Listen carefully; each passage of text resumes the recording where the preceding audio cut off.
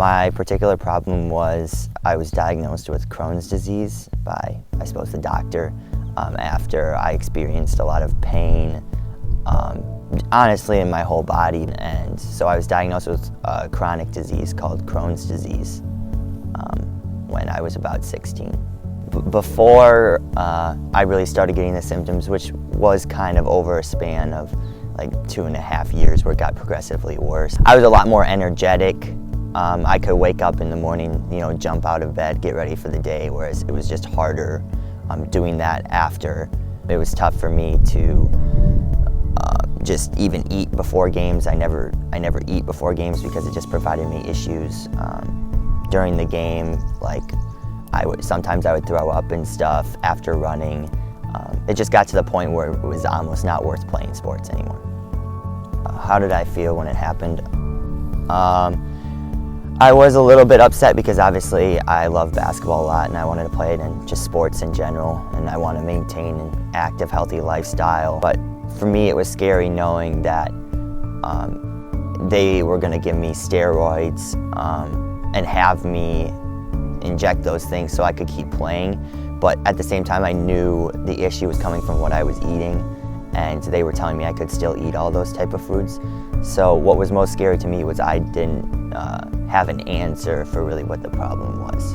And I felt like I wasn't in control. I don't actually think I tried a lot. I did go on shakes for a while, just shakes only, to give my digestive system and GI tract a rest. But that was for a brief period of time, and then Dr. Schilling actually prescribed one because the one we had been using was using a dairy isolate. So I was actually still getting that in my system. So when he was able to muscle test me, or muscle test that with my body, he was able to see that that thing was actually having a negative effect on my body. So he got us something that worked better and helped span that period between giving my digestive system and GI tract a rest. So I could probably talk more about the first impression side.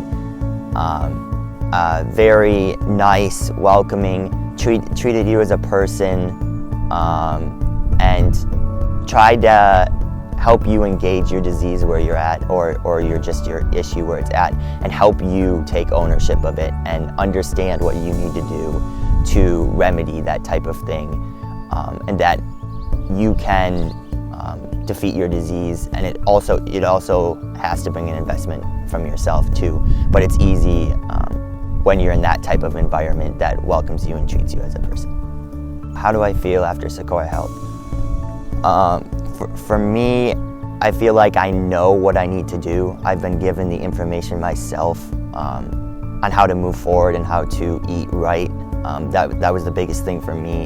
And like I said before, overall I think it helps you understand what you need to do. Also for me, it's been a big thing to be able to go into the clinic and have those wellness checkups, which have been good for just seeing the progress that I've made. And that's really encouraging, and maybe helping to fix something. It's not like you have an issue, it's more like if you did this differently, this thing would go away. It's not as much pointing out that you have an issue, it's talking about how you can provide a solution.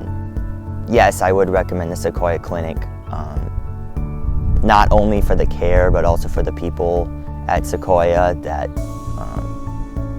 treat you very well, and most of all try to make you feel at home and understand what's happening with your body and how you can approach that.